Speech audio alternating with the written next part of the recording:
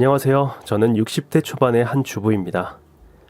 결혼 생활을 오래 하신 분이라면 시어머니와의 관계에서 갈등을 겪으신 분들이 많으실 겁니다. 사실 서로 모르는 사람들이 만나 가족이 되는 일에는 적응 기간이 필요하고, 또 시어머니와 며느리라는 관계는 우리나라에선 평행선일 수밖에 없는 애증의 관계죠. 저도 시어머니를 꽤 오래 모셨습니다. 어린 나이에 시집와서 시어머니 시중 들고, 웬만한 시집살이는 저한테 견주지도 못할 만큼 아주 혹독한 시집살이를 했죠.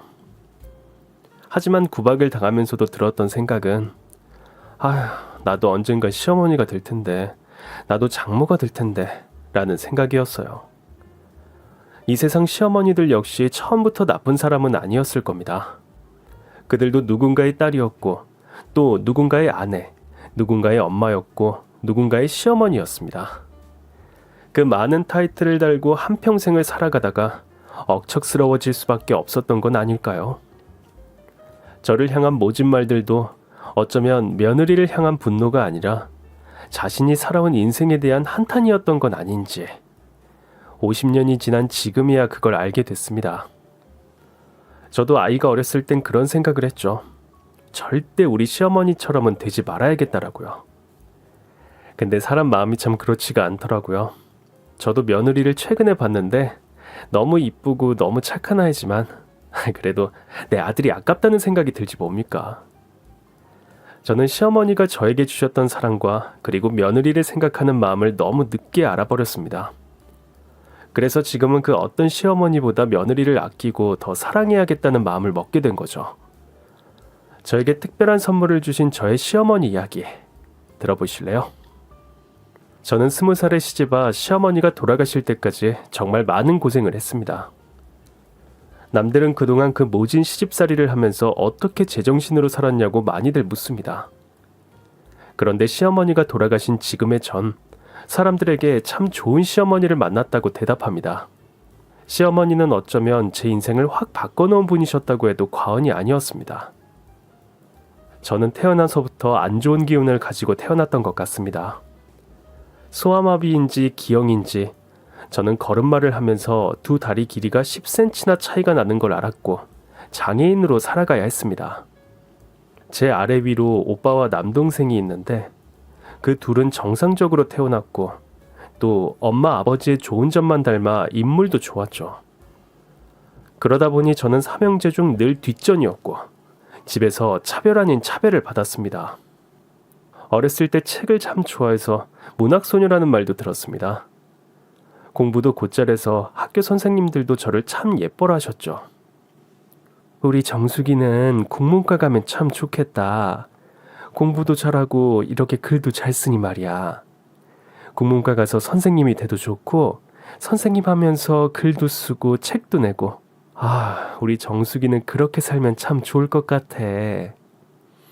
하지만 국문과는커녕 저는 딸이니까, 그리고 남자 형제들을 위해 보탬이 되어야 한다는 이유로 고등학교를 중퇴할 수밖에 없었습니다. 저는 고등학교 중퇴한 뒤 장갑 공장에서 일했습니다. 친정 형편이 넉넉치 않아 오빠와 동생들을 먹이고 입히는데 희생만 했습니다. 왜 그런 말 있잖아요. 첫 딸은 살림 미천이라고.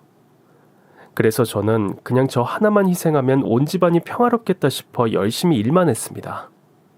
하지만 대학에 대한 꿈은 버리기가 참 힘들었습니다. 여자애가 무슨 대학이야. 고등학교도 안 보내려다가 보냈구만. 에휴, 집안 형편도 이러니 직장 열심히 다니면서 살림이나 보태라. 그러다 시집이나 가. 매일매일 일을 하다 보니 책 읽는 시간은 저한테 사치였고, 대학에 가겠다는 제 꿈은 말도 안 되는 일이 되어버렸습니다.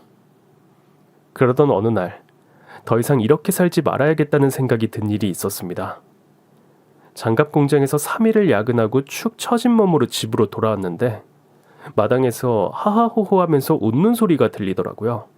그날 참 보름달이 밝았는데, 보름달에 비치는 저희 집 창가에는 오빠, 동생, 그리고 엄마, 아버지가 통닭을 먹으며 웃고 있었죠. 저는 생각했습니다. 제가 이토록 열심히 일하고 제 모든 걸 희생해서 집안의 행복과 평화를 위해 그렇게 노력했지만, 저는 저 사람들 틈, 아니 우리 가족의 틈에 끼지도 못하는 불청객이 된 느낌이었습니다. 아버지가 오랜만에 보너스를 받았다면서 치킨 2마리를 사오셨고 제가 갔을 땐 뼈만 남은 상태였습니다. 정숙이 왔어. 엄마 뭐 먹었나 보네. 아버지가 오늘 보너스 타셔서 통닭 사오셨지 뭐야. 나 오늘 야근 안 하는 거 알았으면서 내 것도 좀 남겨놓지. 집에 입이 몇 개냐?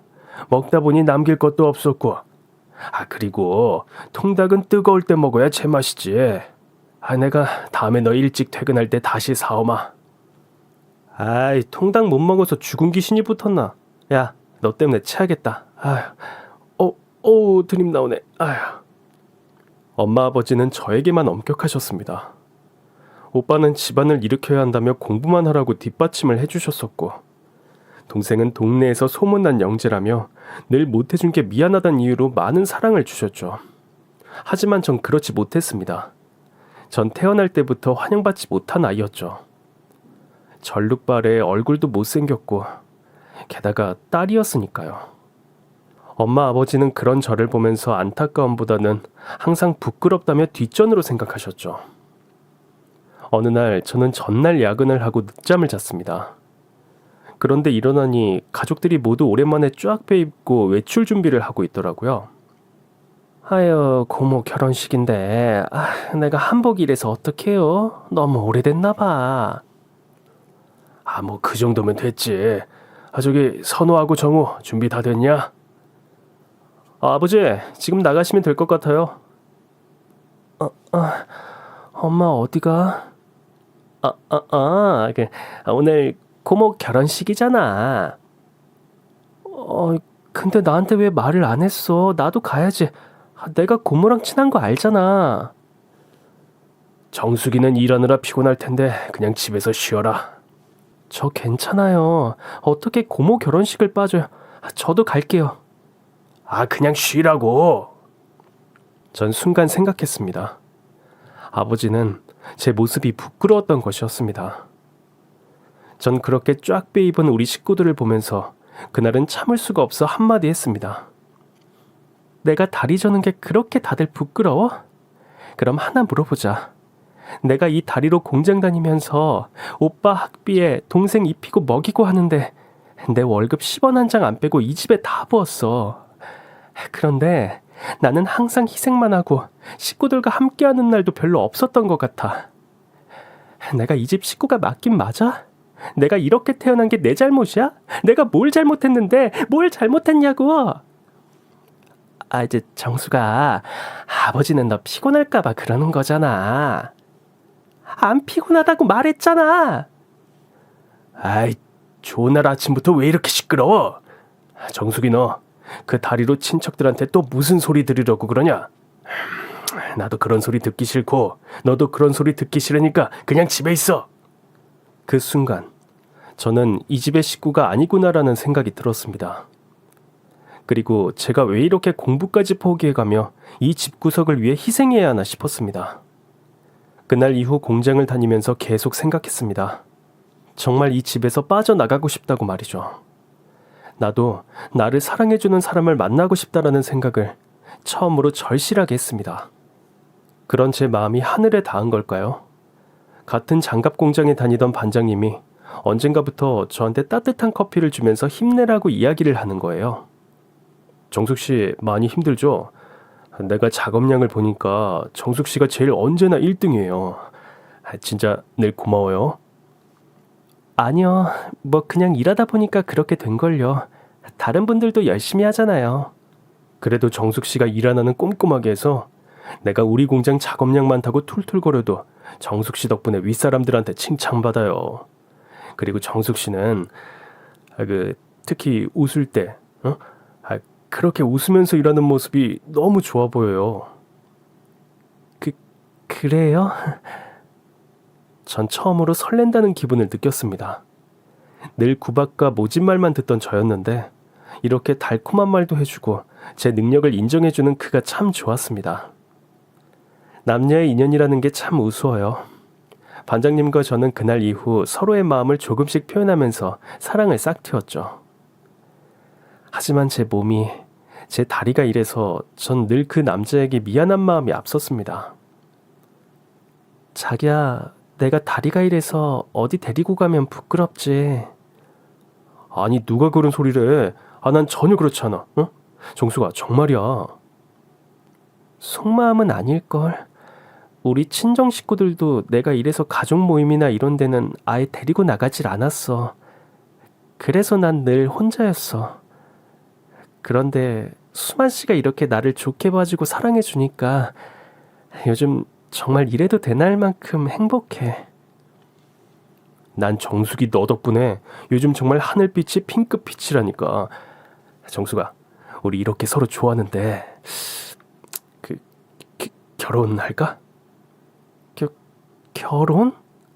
난 처음 널 본 순간 저 여자라면 내 와이프가 되면 참 좋겠다, 이런 생각을 했어. 그리고 정숙이 너도 나 좋아하잖아. 전 당연히 그렇다고 이야기하고 싶었지만 그에게 피해가 갈까 선뜻 말을 못했습니다. 수만 씨, 내가 수만 씨랑 결혼을 한다면 아마 수만 씨 어머니가 굉장히 실망하실 거야. 엄마가? 아니야. 엄마는 나 좋다는 사람이면 무조건 오케이라고 하셨어. 정말이야. 나한테 맨날 장가는 언제 가냐? 장가는 언제 가냐? 이렇게 말씀하시거든. 이번에 엄마 소원 제대로 풀어드릴 거야. 엄마가 너 데리고 간다고 하면 엄청 좋아하실 거야. 진짜야. 전 수만 씨의 말을 믿었기에 결혼을 결심을 했습니다. 이런 남자의 부모님이라면 절 아주 반겨주실 것 같았습니다. 친정이야 제가 누구랑 결혼을 하든 말든 별로 신경 쓰지 않을 거라 생각했거든요. 그래서 전 친정보다 예비 시댁에 먼저 인사를 드렸습니다. 엄마, 정숙이 왔어요. 그래, 들어와라. 수만 씨의 집 또한 저희 집처럼 형편이 그리 넉넉지 않았습니다. 아버지는 일찍 돌아가시고 수만 씨는 외아들로 거의 가장 노릇을 했죠. 시어머니도 지난해까지만 해도 시장에서 생선 장사를 하며 아들을 위해 억적같이 사셨다고 합니다. 저는 집안 환경도 비슷하고 크게 거리감이 없을 것 같아서 조금은 기대하는 마음으로 시어머니를 만났습니다. 안녕하세요, 어머니. 그래, 어서 와요. 이리 와서 앉아요. 전 시어머니가 꺼내주신 방석을 보고 조금 머뭇거렸습니다. 제가 다리를 절어서 바닥에 앉는 게 좀 많이 불편했거든요. 하지만 시어머니를 보는 첫날인데 저는 불편한 내색 없이 자리에 앉았습니다. 그런데 수만이, 너 나 좀 보자. 시어머니는 제가 앉자마자 방문을 열고 나가버리셨고 전 어리둥절했습니다. 전 무슨 이야기를 하나 너무 궁금해서 문에다 귀를 대고 이야기를 엿들었습니다. 너 제정신이야? 왜 엄마? 너 어디서 저런 병신을 데리고 왔어? 어? 엄마, 병신이라뇨. 태어날 때부터 그랬대요. 그리고 정숙이가 몸이 좀 불편할 뿐 그것 빼고 빠지는 거 하나 없어요. 정숙이 진짜 좋은 여자예요.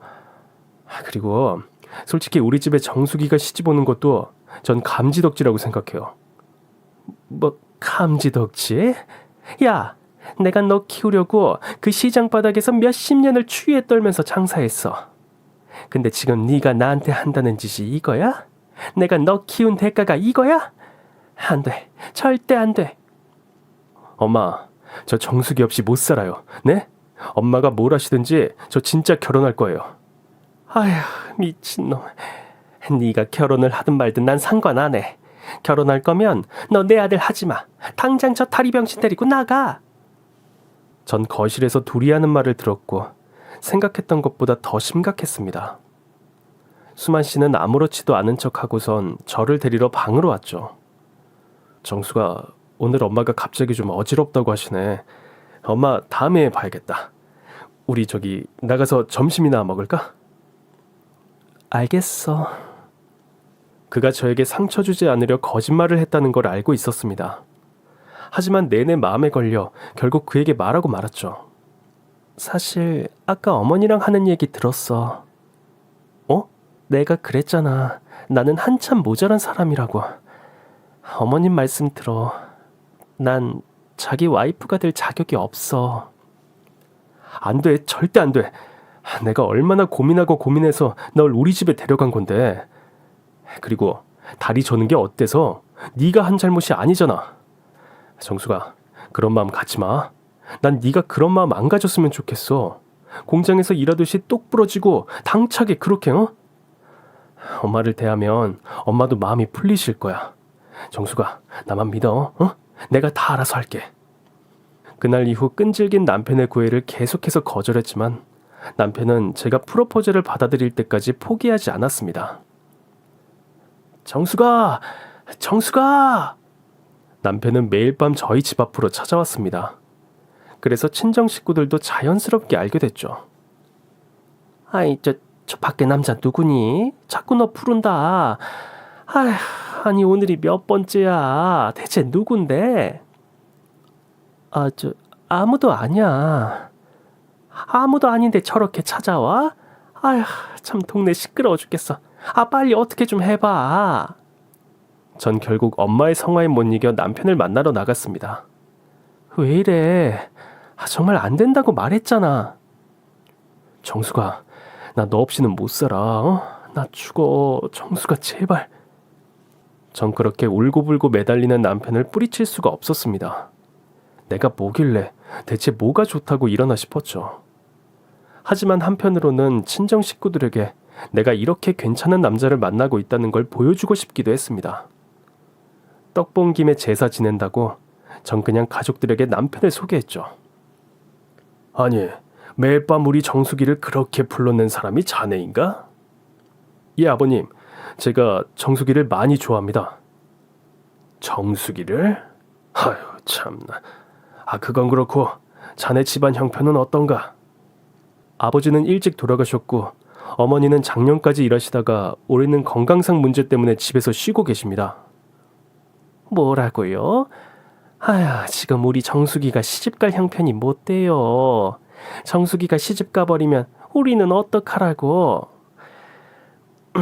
그쪽이 우리한테 좀 보태줄 수 있는 거예요? 엄마, 지금 뭐라는 거야? 네 오빠 대학 등록금에 저기 막내 학비까지 이거 어떡하려고?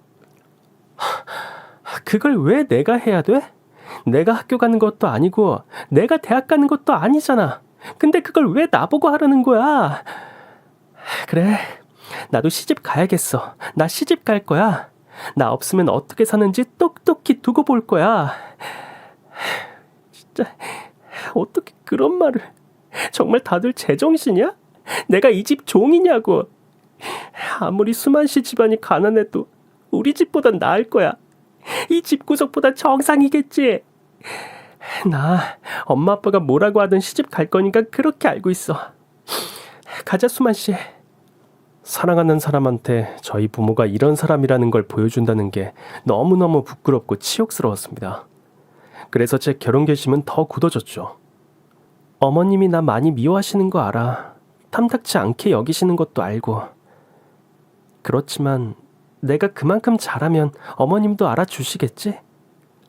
그럼 정수가, 내가 어려운 일이나 힘든 일 생기면 그때마다 널 지켜줄 거야. 그러니까 걱정하지 말고 나랑 결혼하자. 응? 전 이렇게 착한 사람이 저한테 왔다는 것이 정말 믿기지 않았고 열심히 살다 보니 이런 복도 있구나 생각했습니다. 저희는 양가 부모님께 결혼식을 하지 않겠다고 했고 둘이서 소박하게 신혼여행만 갔다 왔습니다. 대신 결혼의 증표로 작은 실반지를 나눠 끼웠습니다. 정수가, 우리는 아직 젊잖아. 내가 돈 많이 벌어서 너 호강시켜줄게. 그리고 엄마는 우리가 잘하면 마음을 여실 거야. 그러니까 조금만 참아줄 수 있지? 그럼 아직 집 살 형편도 안 되고 어머님한테 얹혀 사는 거잖아. 그러니까 나도 어머님한테 더 잘해야지. 나중에 우리 집도 사고 어머님 호강도 시켜드리고 그런 날이 빨리 왔으면 좋겠다. 저희는 이렇게 핑크빛 미래를 꿈꾸고 시댁으로 들어갔습니다. 시어머니는 아들이 저렇게 고집을 하니 어쩔 수 없이 절 받아들이셨습니다. 남편이 있을 때의 시어머니는 그냥 무뚝뚝했습니다. 하지만 남편이 출근을 하고 나면 그때부터 돌변하기 시작했죠. 너 이거 뭐냐? 어? 너 이게 뭐냐고? 그거 제 속옷인데요. 없는 집 딸내미라고 알고 있었더니만 너네 진정 돈 많니? 속에 입는 걸 10,000원 넘게 주고 사고 말이야. 그거 저 신혼여행 갈 때 큰맘 먹고 산 거예요. 어머니, 평소에는 저도 시장 가서 5장에 10,000원 이런 거 사요. 신혼여행이 뭔데? 왜? 이런 속옷 입으면 네 다리가 다시 뭐 정상이라도 된다니? 주제를 알아, 어? 병신 며느리. 내가 넓은 마음으로 받아줬더니만은 아주 꼴값을 떨어요, 꼴값을. 야, 우리 수만이가 너 같은 거 솔직히 거들떠나 보겠나 싶었는데 가만히 생각해보니 걔가 어릴 때부터 지나가던 똥개한테도 그냥 지나치지 못했어요. 꼭 집에 데려와 밥을 주고 그러더라고. 아이고, 아직도 그런 천성이 남아있어서 결혼도 꼭 그 똥개 마냥 그렇게 하고. 아이고 내 팔자야. 사지 멀쩡한 며느리 봐도 내가 좋을까 말까 한데. 이건 뭐. 전 정말 시집와서 병신이라는 소리를 몇천 번, 아니 몇만 번은 들은 것 같습니다. 평생 다리병신이란 말을 듣고 살긴 했지만 시어머니한테 들으니 진짜 속상했습니다. 이제는 같은 가족인데 어떻게 가족에게 이런 말을 할 수 있을까요? 그 고된 시집살이를 5년 가까이 했습니다. 워낙 구박을 받다 보니 나중엔 별로 속상하지도 않았죠. 전 시어머니가 하는 말을 그냥 한 귀로 듣고 한 귀로 흘리기로 했습니다. 저보고 똥개라고 한 시어머니. 저도 똑같이 시어머니를 똥개라고 생각하고 똥개가 짖는구나 하고 그냥 넘겼습니다. 야, 너 이거 반찬 상한 거 왜 안 버렸어? 반찬 안 상했는데요. 맡아보세요, 냄새. 상했잖아. 안 상하긴 뭘 안 상해. 그럼 제가 먹어볼까요? 먹어보고 안 상했으면 어머니 저한테 뭐 해주실 건데요? 뭐 해주실 거냐고요? 아니 이게 시애미한테... 아니 어머니가 분명히 쉬었다고 하셨잖아요. 오전에 어머니가 무치셨잖아요. 냉이나물. 이거 진짜 내가 좋아하는 건데. 그렇게 시어머니는 자신의 자존심을 굽히지 못했고 저는 시어머니와 내기를 했습니다. 제가 먹고 배탈 안 나면 어머님 저한테 아가라고 해주세요. 아셨죠? 너 탈나기만 해봐. 내가 탈나면 너 그대로 이 집에서 쫓아버릴 테니까. 전 시어머니가 보는 앞에서 오늘 아침에 무친 나물을 쓱쓱 비벼 아주 맛있게 먹었습니다. 그리고 몇 시간이 지나도 뱃속에서 아무런 소식이 없는 겁니다. 전 제가 이겼다고 생각했죠. 어머니, 저 배탈 안 났는데요? 얘가 뭐라는 거야 지금? 아니, 어머니가 아까 반찬 쉬었으면 저 쫓겨난다고 하셨고 반찬이 안 쉬었으면 저 아가라고 불러주시기로 하셨잖아요. 난 그런 말 한 적 없어. 정말 이제는 하다하다 절 모른 척하는 거 있죠. 어이가 없었습니다.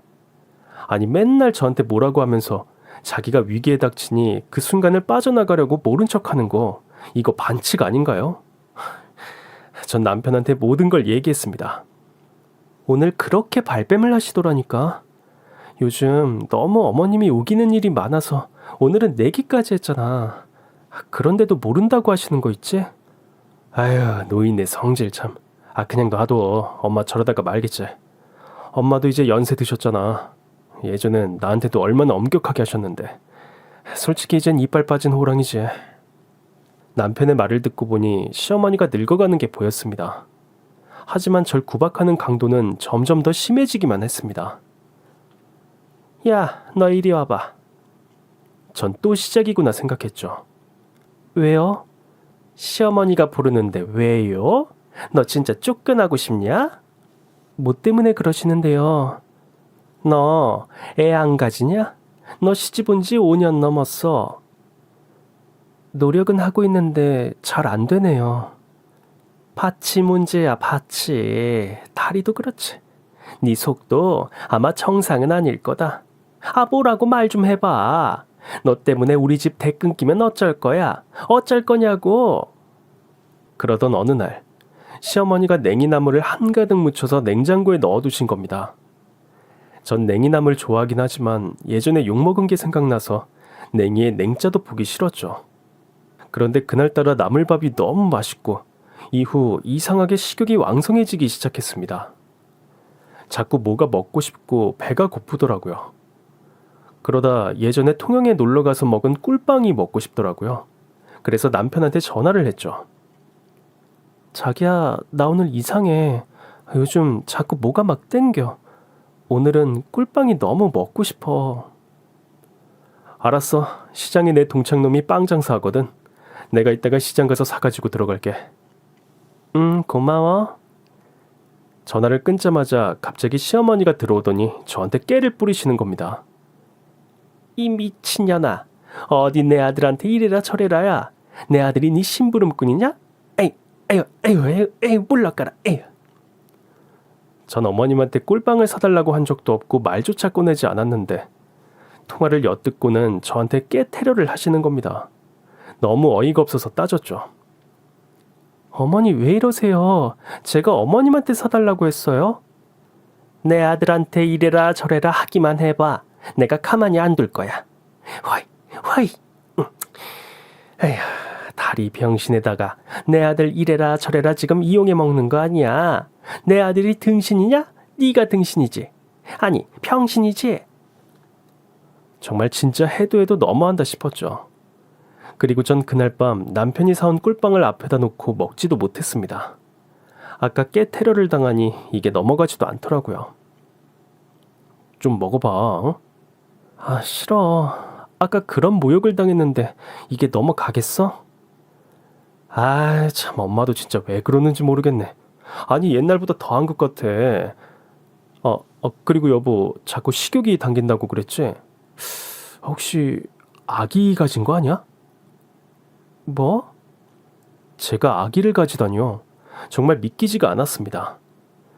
사실 생리기간이 벌써 많이 지났고 남편의 말대로 요즘 식욕이 너무 왕성하다 못해 정말 이렇게까지 먹나 할 정도로 많이 먹긴 했거든요. 그래서 저는 바로 산부인과로 가봤습니다. 축하드려요. 2달이 다 돼가는데 모르셨어요?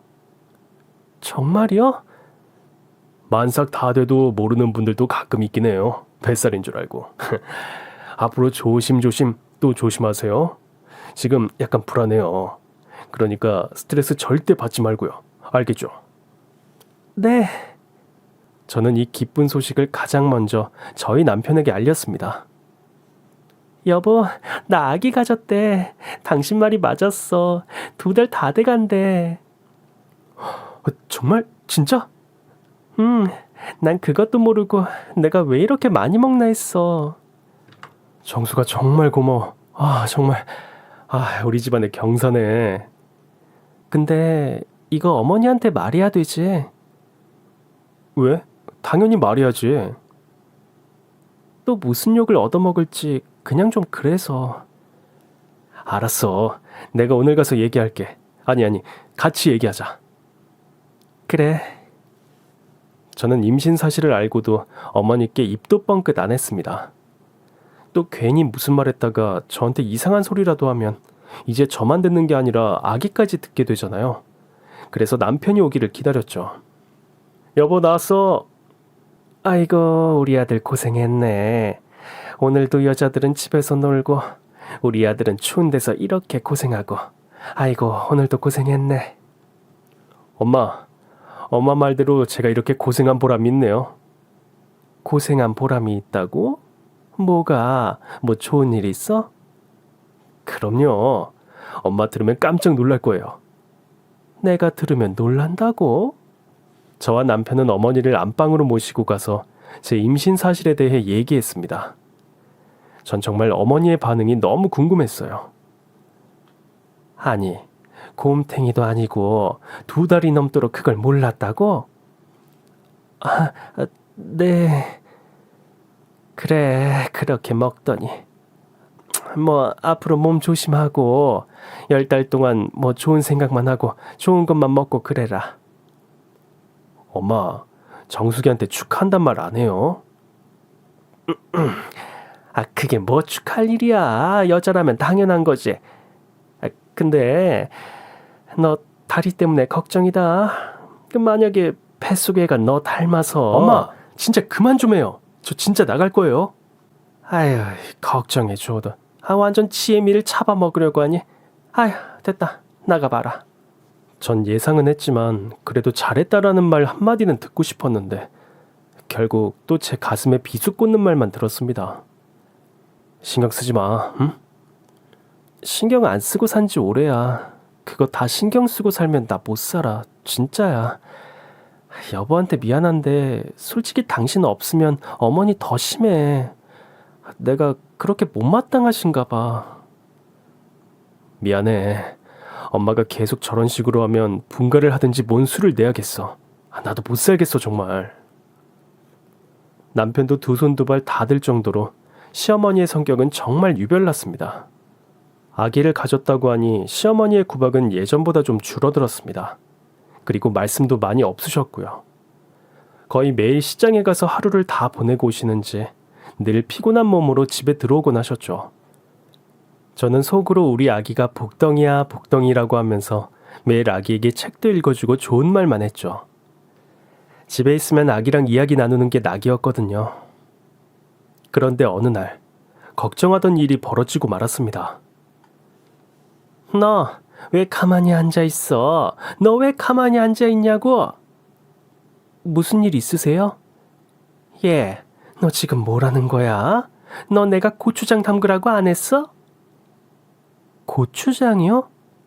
그래, 내가 아침에 말했잖아. 너 왜 가만히 앉아서 지금 뭐 하는 거야? 어머니, 고추장 아직 많아요. 그리고 저한테 언제 그런 말씀 하셨어요? 얘 봐라. 너 좀 맞아야겠다. 네? 말 안 듣는 거한테는 메타작이 최고라고 하던데 딱 그 꼴이구나. 너 가만히 있어. 내가 매들고 올 거야. 저는 진짜 황당했습니다.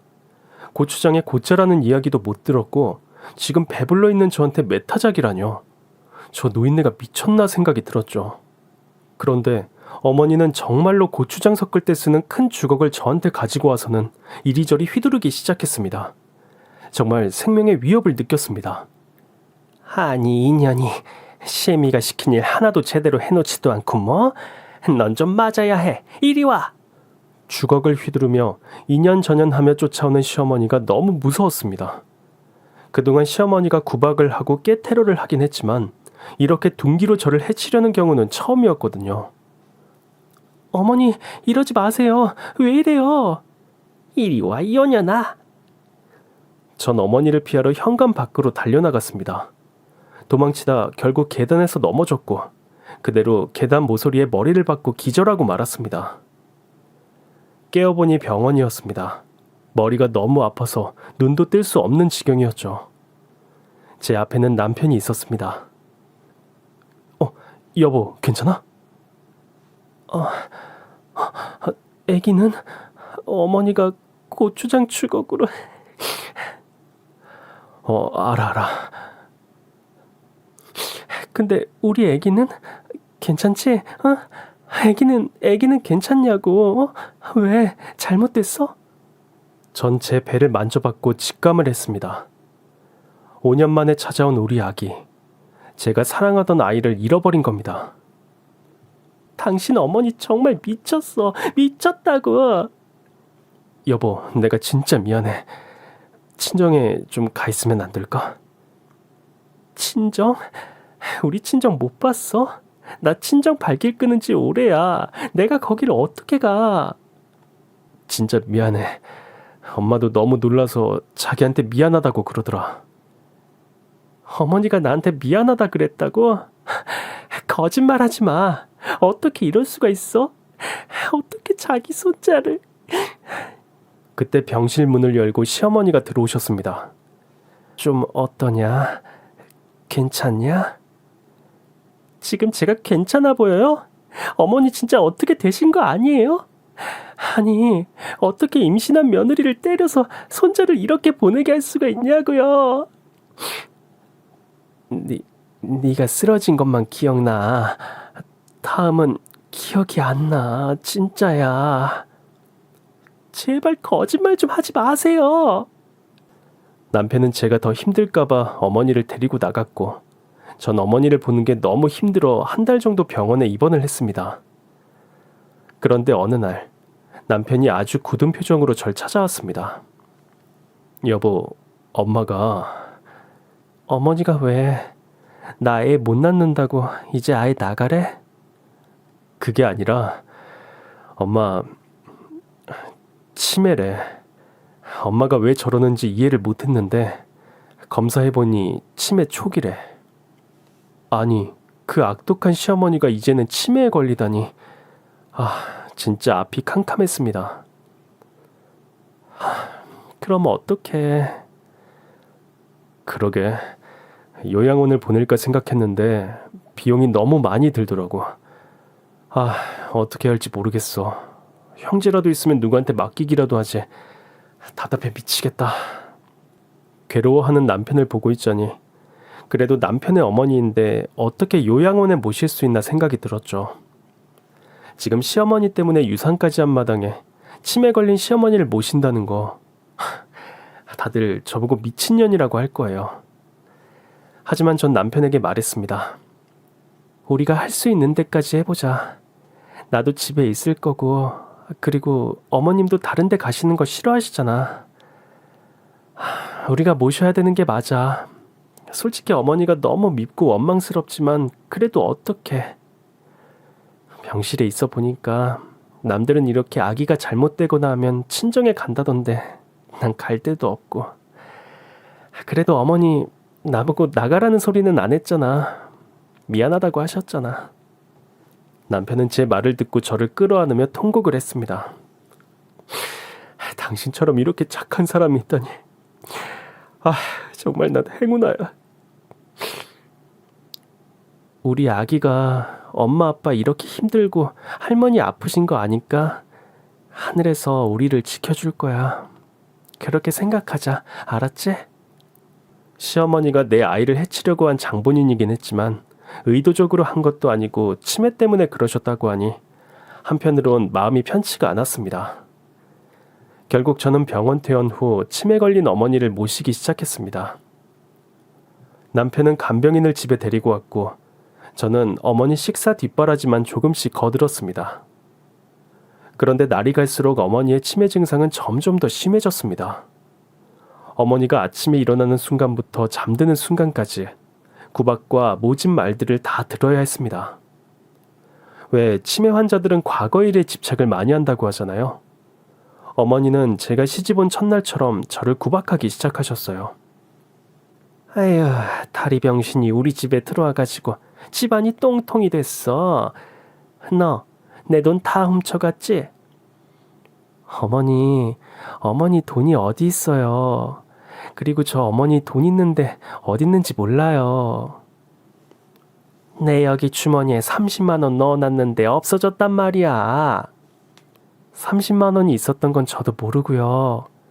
그리고 제가 어머님 돈에 왜 손을 대요. 그이가 잘 벌어다 주는데요 뭐.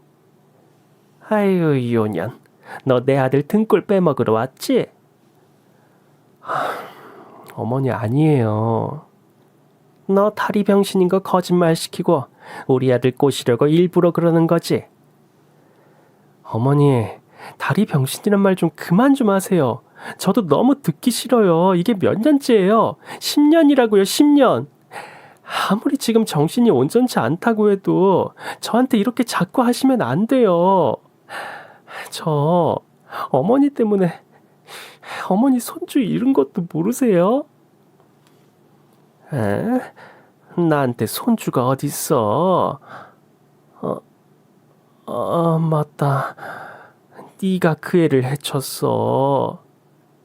뭐라고요? 네가 그 애를 해쳤다고. 어머니, 내가 너 애 해치는 거 봤어. 내가 우리 손주 지키려고 내가 주걱 들고 너한테 갔는데 네가 애를 죽였더라고. 어머니, 정말 왜 이러세요? 정말 다른 말들은 다 참겠는데 다리 병신이다, 제가 애를 어떻게 했다, 이런 말은 도저히 참을 수가 없었어요.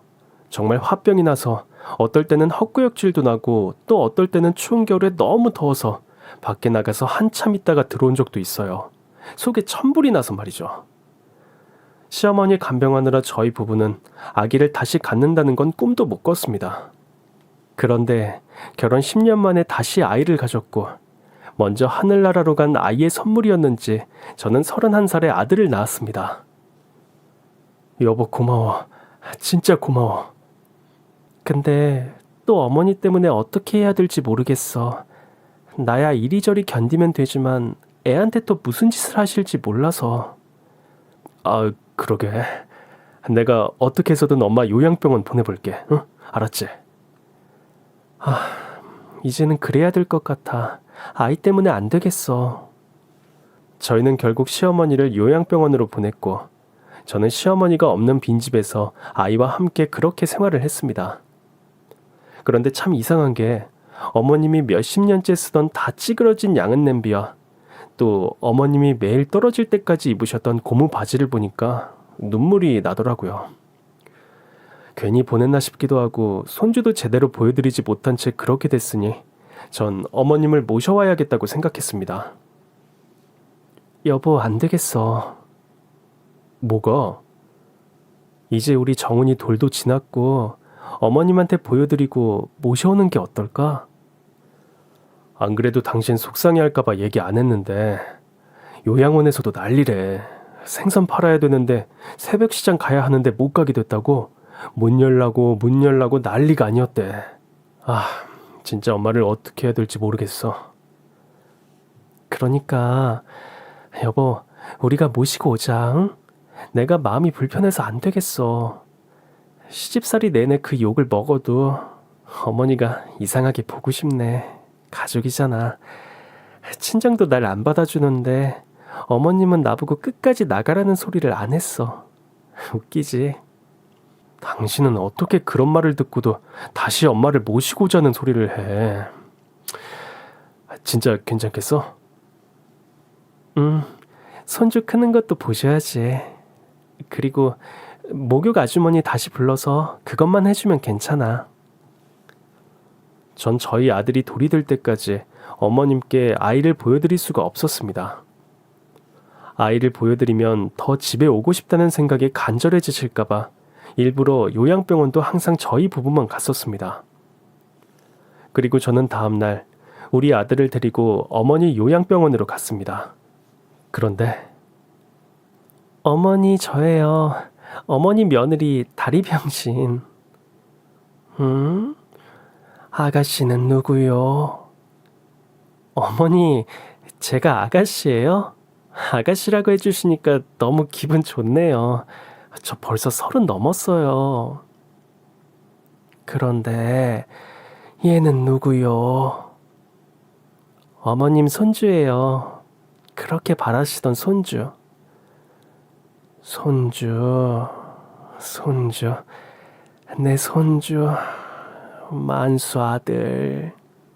예, 만수 씨 아들이에요. 어머님 대 끊긴다고 걱정 많이 하셨잖아요. 저 이제 어머님한테 해드릴 거 다 해드렸어요. 아시죠? 아이고, 아가 이리 오렴, 아가. 어머님은 정훈이를 보자마자 꼭 끌어안으셨고 저희 아들도 할머니라는 걸 알았을까요? 낯가림이 많이 심한데도 할머니한테 꼭 붙어 있었습니다. 저는 이게 핏줄이구나 생각했죠. 어머니, 이제 어머니랑 정훈이랑 저랑 만수 씨랑 같이 살아요. 네? 아, 맞다. 너 내 며느리지. 며느리. 양정숙이 맞지? 어머, 어머니 기억하시네요. 맞아요. 저 정숙이, 양정수. 어머니 며느리. 맞아, 정숙이. 맞아. 전 그렇게 제 이름을 따뜻하게 불러주신 어머니를 처음 봤습니다. 하루에 한 번이라도 이렇게 저한테 따뜻하게 말씀해 주시면 소원이 없겠다 생각했는데 10년이 흐른 뒤 듣게 됐습니다. 어머니를 모시고 3년이 지났을까요? 어머님은 기력이 많이 쇠약해지셨고 예전에 그 모질던 말도 하시질 않으셨어요. 그냥 맨날 창밖만 바라보시고 가끔씩 볼일을 아무데나 보셔서 좀 많이 힘들었지만 그래도 이젠 무슨 말 안 하시니까 한결 마음이 놓이더라고요. 그리고 한편으로는 어머님이 너무 불쌍하다는 생각도 들었습니다. 그런데 어느 날 아침 어머님이 곱게 한복을 입고 외출 준비를 하시는 겁니다. 어머니 어디 가세요? 오늘 한복 입으셨네. 시장. 시장이요? 뭐 살 거 있으세요? 사람들한테 인사도 좀 하고. 인사요? 어머니, 저 누구예요? 이거 왜 이래? 너 정훈이 애미 아니냐? 맞아요, 어머니. 아, 어머니 오늘 컨디션 너무 좋으시네. 그럼 저랑 같이 가요. 전 어머님 컨디션 좋으실 때 시장 사람들한테 인사도 드리고 나들이도 할 겸 같이 시장을 나섰습니다. 아니, 만수네 아니야? 만수네 맞지? 우리 만수. 내가 만수 엄마. 아이고, 그래. 치매 걸렸단 얘긴 들었어. 근데 아이고, 오늘 너무 곱네. 어쩐 일이야? 시장에 나 뭐 좀 사러 왔어. 아이고, 며느리도 왔네. 안녕하세요. 너무 오랜만에 뵙죠? 아이고, 뭐 사러 왔어? 여기 앉아. 오늘 고등어가 좋은 게 들어와서 밥 먹고 가. 자네 시어머니 고등어 엄청 좋아하잖아. 네, 그렇죠. 만수야. 우리 옛날에서 여기서 화투 치고 그랬던 거 생각 안 나? 그래. 내가 자네한테 다 잃어가지고 얼마나 속이 상했던지. 다 기억하네. 고스톱은 나 못 따라가. 그러지 말고 잠깐 앉아봐. 정훈이 엄마, 내가 고등어 조림 맛있게 해가지고 금방 내올게. 저는 오랜만에 어머님이랑 시장에서 친하게 지내셨다는 시장 상인분과 식사를 하며 얘기를 나눴죠. 애 많이 컸지? 네, 이제 2돌 다 돼가요. 늦게 가져가시고. 시어머니가 자네 첫애 가졌을 때 아이고, 시장 나와서 얼마나 자랑을 하던지. 저희 어머니가요? 시장 나와가지고 한턱 쏜다고 난리도 아니었어. 지갑을 안 여는 사람인데 그날따라 지갑을 확 열더라고. 정말요? 아유, 그리고 말도 마. 자네 다리가 성치 않잖아. 그래 놓으니 시장 사람들이 한마디씩 했나봐. 아이고, 저 건너편의 박 사장, 자네 욕 한 번 했다고. 그 욕도 아니지. 그냥 어떻게 그런 며느리를 보셨대? 이 한마디 했다고 그 가게를 뒤집어 놓고 난리도 아니었어. 믿기지 않았습니다. 어머니가 저를 그렇게 생각하셨다는 게. 정말 제가 듣고 있는 이 말이 맞나 생각이 들었죠.